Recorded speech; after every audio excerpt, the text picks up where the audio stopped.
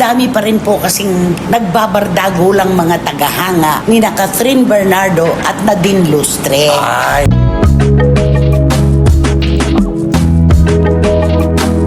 Si Nadine Lustre, may kalidad daw po ang pagganap, ang pag-aarte. Ito naman daw pong si Catherine Bernardo, may abilidad lang. Kumbaga, pagka humarap daw si Nadine sa camera, alam mo kagad na may saysay. Bitiranang kolonista na si Christopher Min nagulat sa chismis nina Catherine Bernardo at Nadine Lustre.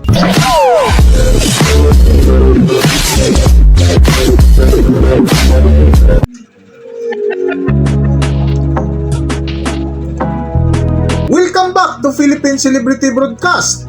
Muling binuhay na naman ngayon ng mga solid fans ang rivalry ni na Catherine Bernardo at Nadine Lustre. Na paglabas sa iba't ibang online platform ng kanilang pinagbidahang teleserye ay marami ang nakapansin na tila dala-dala pa rin ni Catherine Bernardo ang kanyang pa-cute na estilo pagharap sa kamera kahit nasa tamang edad na. Sa vlog nga ni na Christopher Min ay isa ito sa kanilang mainit na paksa na kung saan napag-usapan nila ang nagtrending na bardagulan ng mga tagahanga ng dalawang aktris. Kung tutuusin po, gusto na naming tapusin itong issue na ito. Pero ang dami pa rin po kasing nagbabardago lang mga tagahanga ni na Catherine Bernardo at Nadine Lustre. Ay, dapat po ito tapos na to eh. Dahil ang katwiraan namin ni Romel, may kanya silang kapasidad. Totoo. Bakit kailangan natin silang pagkumparahin? Pero hindi eh, tuloy-tuloy pa rin eh. Oo, ganitong mga nakasanayan. Kasi syempre, idolo mo, idolo niya, kailangan mas magaling ang idolo ko sa idolo mo. Katulad ngayon, ang sinasabi ng mga kapwa natin na tagapanood, ang sabi nila, si Nadine Lustre, may kalidad daw po ang pagganap, ang pag-aarte. Ito naman daw pong si Catherine Bernardo, may abilidad lang. Malaki ang diferensya. Oo, malaki yung kalidad sa kaabilidad. Magkaiba talaga yun, ha? Yung kumbaga, pagka humarap daw si Nadine sa camera, alam mo kagad na may saysay yung kanyang pagganap. Pero si Catherine, abilidad lang daw. Ay. Pinasok lang. Ano ba dahil yun? meron siyang kapasidad. Oo. Parang ganun, di ba? Nakakalungkot yung mga ganyang comparison. Dapat ang comparison talaga yung dikit para mas maganda ang labanan. So, ibig mo sabihin, malayo talaga ang acting Oo. ni Nadine at saka ni Catherine. Hindi ko sa salitang kalidad at abilidad, doon pa lang malayo na Makalayo. yun. Ano Diba? ba kasi ang sinasabi ng mga kababayan natin kay Catherine Bernardo? Lalo ngayon, bago niyang teleserye, napuna na naman ng kanyang acting ability doon na kung saan. Pa-tweetums daw? Oo, yung pa-tweetums daw na dapat tinatanggal na daw sa kanya yung mga ganong tweetums kasi yung ibang level na daw dapat siya, hindi At na saka siya. wala na doon sa pagiging teenager. Yun ang sinasabi ng mga manonood, lahat na nakapansin. Ako alam ko, yung mga artista, alam nila yung angulo nila. Ang sinasabi ng marami, alam na alam daw po ni Catherine Bernardo yung camera angle. Aba. Parang, kumbaga, direct dito ako sa kaliwa ah. Ay, Parang gusto ganon. niya lagi siyang maganda. Parang ganon. Oo. Tapos yung modulation ng boses. Ayan, napansin ko yan. Timplan-timpla daw yon. Kaya tuloy, kapag ka sila ni Maha Salvador ang magka-eksena, lamon na lamon siya. Kasi sabi, kontrabida, bida. Pero ang kanyang boses, modulated, ganun pa rin. Soft. Soft pa rin. Oo, ay kasi binabardagol niya talaga yun eh, si Maha eh. Pero mayroon pa rin lambot eh. Pero ako, hindi ko kasi nasusubaybayan. Wala akong karapatan na pumansin. Ikaw! Oo, kung napapanood ko yan, Ah. gusto ko yung teleserye nila yan. Talagang inaabangan ko yan. Kaya nga sumakit yung ulo ko yata kasi tinapos ko yun. Tinapos ko yung, tinapos mo talaga? yung episode na dire-diretso hanggang ano, sakit ang ulo ko. Ako mas, sorry pero mas na-challenge ako doon sa The Loyalty Game. Ayan. Siyempre, alam mo naman tayo, may kanya-kanya talaga tayo. Kanya-kanya panlasa. Jericho Rosales, Janine Gutierrez. Para sa akin, yun yung swak na swak talaga. Ang gagaling nila, di ba?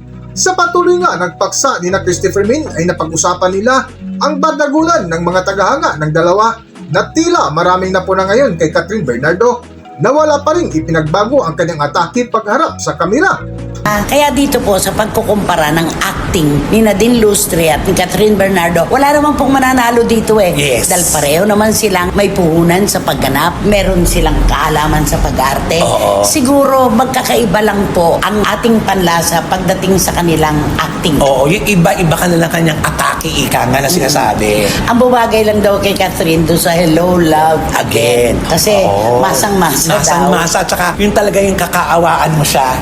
Oo, wala siyang paghihiganti doon, wala siya lahat, kundi maawa ka sa Tsaka yun daw kanya. itsura, masang-masa. Masang-masa. Bagay na bagay. Yun ang ano. Sina din kasi sa maraming beses kong napapanood, yung craft niya talaga kinakarir niya. Actually. No? Oo. Talagang andun sa kanya yung pag ginawa ko to, dapat A1 ako dito.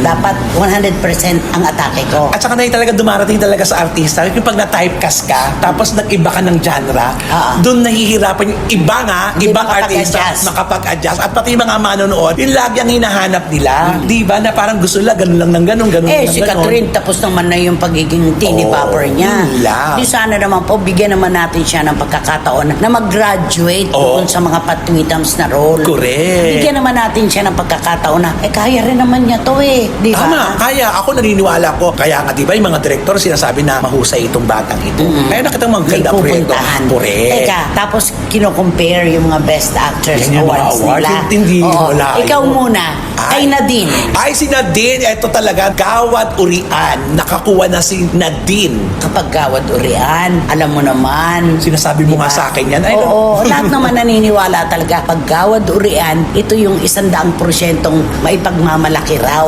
ng mga artista. Meron din siya sa FAMAS. Oo. FAMAS ba kamo? Pamas ba? Tapos meron ding Metro Manila Film Festival. Merong Young Critics Circle. Matitindi ang mga hurado dito. Oo. Talagang pit-pit na pitpitan yan talaga. At saka meron din siyang Box Office Entertainment Award. Multiple major citations. Okay, Catherine. Ay, kay Catherine. May pamas si Catherine, nanay. FAMAS ba kamo?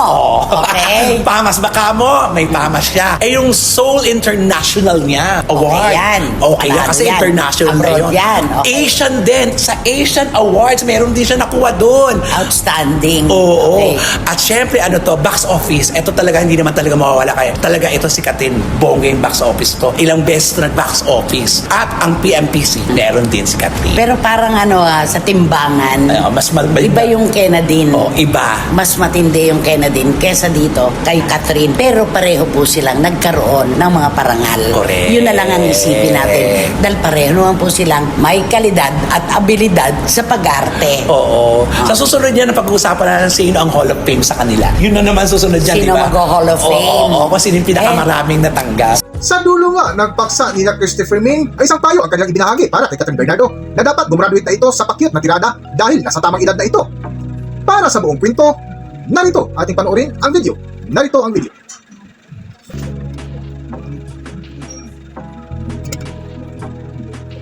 Siguro, it's about time na si Catherine mag-graduate talaga doon sa mga patwitams. Correct. Maalagaan. Kasi pinagkakitaan na niya yon. Yes. Sumikat na siya doon. Dito kasi, sa mga awards na ito, mas lamang talaga yung kay Nadine. Opo, opo. Kasi ika nga nila, ang ganda Ang ng bibigat hilera. na mga... Mabibigat, ganyan. Tapos, doon daw sa pagtatambal nila ni Alden Richards, of course, blockbuster yon. Ayun naman. Hello, Love Again, Hello, Love, Goodbye. Yun naman talaga. Sila din naman, pag napanood mo, para bang kahit maliit na detalye lang, swak na swak, kinakarir niya. Oo, sabi nga nila na mas malalim. Mas malalim Ang talaga atake. ang atake. Yung nila. kanila ni Alden, yung Siargao, okay. ang galing-galing Ang nilang galing. dalawa Oo, doon. alam mo yung normal.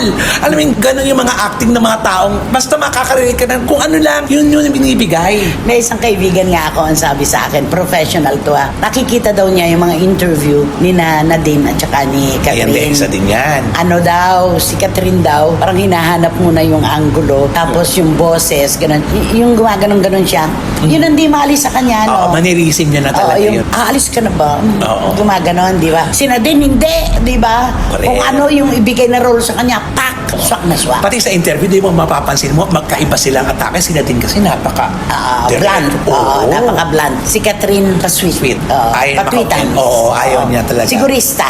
Yun. Yun na lang, sabihin natin. Oo. Sigurista talaga. Pero, para sa akin, pantay lang. Ako din. Depende na lang yan kung sino ang humuhusga.